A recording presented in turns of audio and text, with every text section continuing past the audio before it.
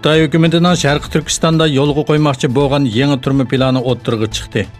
Zimiston to'rining xabar qilishicha, Xitoyning Sharqi Turkistondagi turmalarni ko'paytirib yangilash haqidagi bir qism maxfiy hujjatlar oshkorlangan bo'lib, bu hujjatlarda Xitoy davlat raisi Shi Jinpingning Sharqi Turkistonda aqliy iqtidorlik turma qurish plani borligi bildirildi.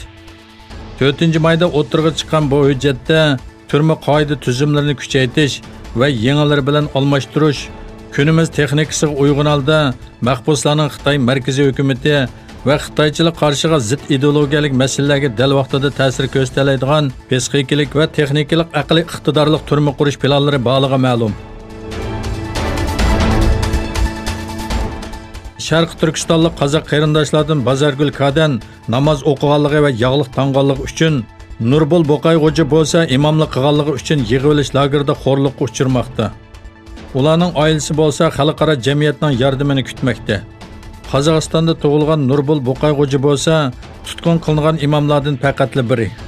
Turkiyada yashayotgan va Qozog'iston fuqarosi bo'lgan inisi Yilbo Boqayxo'ja akisining faqat imom bo'lganligi uchun tutqun qilinganligini bildirdi.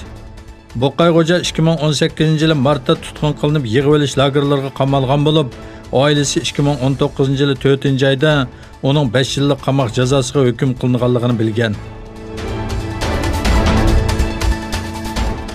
Xitoy Amerika xolisa oxirigacha jang qilamiz degan mazmundagi ultimatumni topshirib uzun o'tmay, Amerikaning boshqarilgan bombalar saplangan urush paraxoti jang e'lon qilgan bir shaklda Tayvan bo'g'ozidan o'tdi. Amerika erkin chorlash elib berayotgan Janubiy Xitoy dengizida Xitoy harbiy mavjudligini kuchaytirmoqda. Savdo urush sohasida jiddiylashgan Amerika-Xitoy munosabatlaridagi sezgir nuqtalardan biri yaqindan buyon Tayvanga markazlashdi.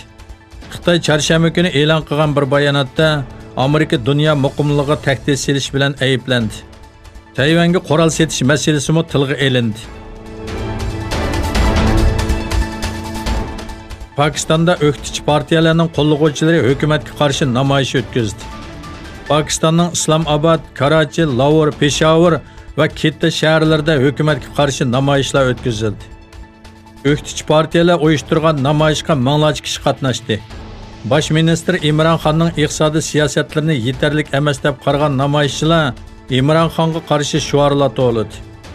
Pokiston Musulmon birligi raisining rahbari Maryam Nawaz Quetta shahrida so'z qilib, ba'zi organlarning ismini atab turib, hukumatga yaxshi bo'lish uchun Pokiston xalqi bilan qarshilashmaslik haqida ogohlantirdi.